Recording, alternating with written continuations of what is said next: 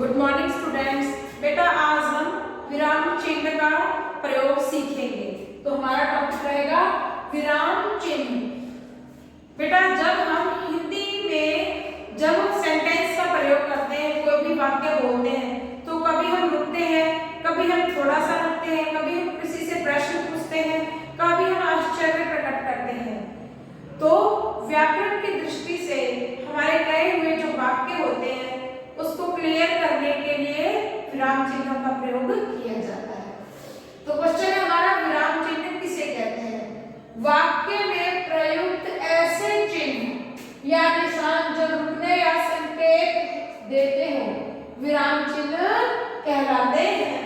मतलब कोई भी वाक्य है उसमें कोई ना कोई चिन्ह जरूर लगा होता है, कभी पूर्ण विराम, कभी अर्ध विराम, कभी अल्प विराम, कभी प्रश्नवाचक चिन्ह। तो चिन्ह लगाने की वजह से विराम चिन्हों के प्रयोग से हमें पता चलता है ये वाक्य किस प्रकार का है।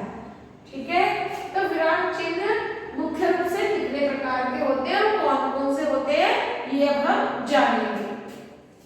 प्रश्न है, प्रमुख विराम चिन्ह कौन-कौन से होते हैं, उनके नाम लिखो। पहला है पूर्ण विराम, यह इसका निशान है। अल्प विराम, ऐसा निशान है इसका। अर्ध विराम, प्रश्नवाचक चिन्ह, योजक चिन्ह, विस्मयादिबोधक चिन्ह, निर्देशक चिन्ह, विवरण चिन्ह, उदाहरण चिन्ह, कोष्ठक चिन्ह, लाघव चिन्ह और हंसपद चिन्ह। ये सारे आप अपनी फेयर कॉपी में उतारेंगे। अब हम एक एक विराम चिन्ह को उदाहरण के द्वारा समझेंगे।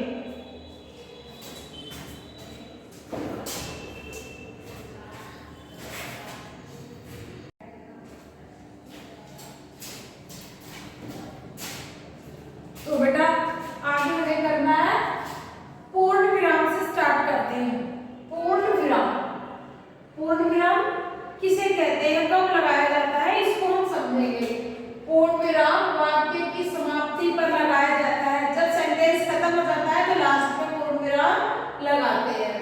इस चिन्ह का प्रयोग सामान्य कथन वाले वाक्य के अंत में किया जाता है। जो सिंपल वर्ड होते हैं, जैसे मोहन जाता है, माँ खाना बनाती है, सुबह हो गई है, बच्चे स्कूल जाते हैं, चिड़िया चहचहा रही है, इस प्रकार जो सिंपल वर्ड होते हैं, नॉर्मली जो काम रोज होता है या होता रहता है, उस प्रकार के सिंपल वाक्यों में लगाया जाता है। फॉर एग्जाम्पल, आज तेज धूप निकली है।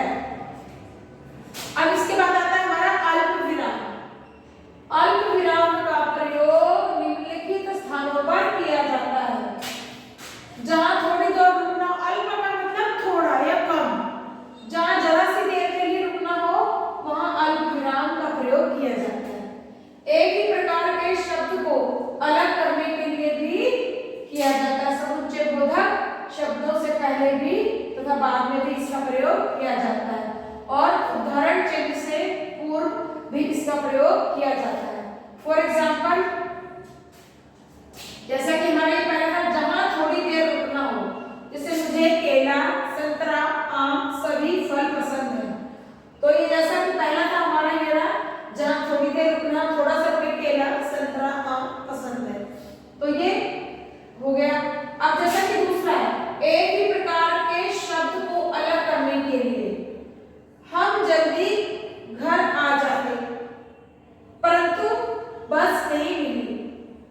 मतलब इसमें जो सेंटेंस है वो एक ही बारे में बात हो रही है। हम जल्दी घर आ जाते, जरा सा ही रुके, परंतु बस नहीं मिली। तीसरा है, उदाहरण चिन्ह से पूर्व भी इसका प्रयोग किया जाता है। जैसे पिताजी बोले, पिताजी बोले, अब पिताजी के वर्ड को एज इट इज लिखते हैं, परंतु जब पिताजी बोले ये हमने बताया तो यहाँ अल्प विराम ये देखो लगा हुआ है। कल मुझे बाहर जाना है, फिर इसको डबल इन्वर्टेड कोमा में डाल के यहाँ पूर्ण विराम का निशान लगा दिया। अब है अर्ध विराम। अर्ध विराम कहाँ लगाया जाता है? जहाँ अल्प विराम से अधिक किंतु पूर्ण विराम से कम रुकना होता है वहाँ अर्ध विराम का प्रयोग किया जाता है। अल्प विराम में तो थोड़ा सा रुके और फिर आगे की बात कह दी। अर्ध विराम में ज्यादा रुकना होता है।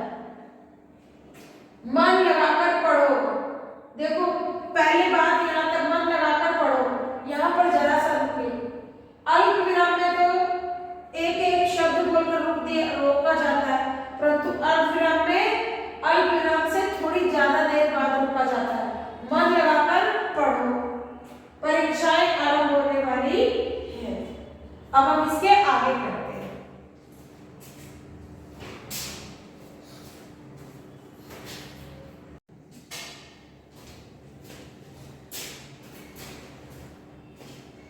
बच्चों अब हम आगे करते हैं 4 नंबर प्रश्नवाचक चिन्ह।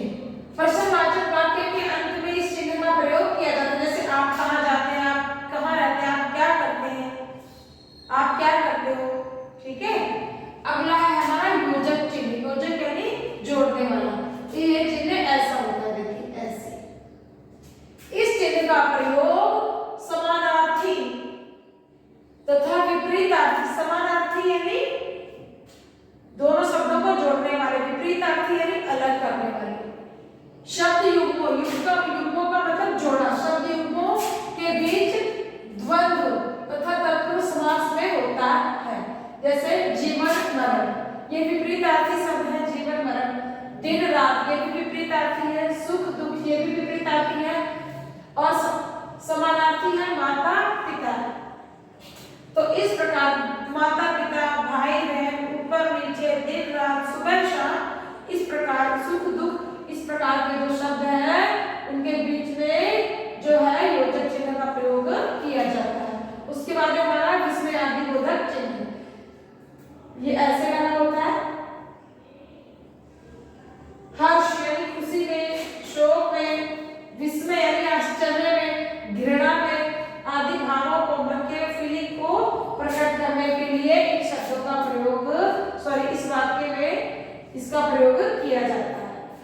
फॉर एग्जाम्पल, उफ मेरी उंगली कट गई, तो यहाँ पर जो है दुख हो रहा है।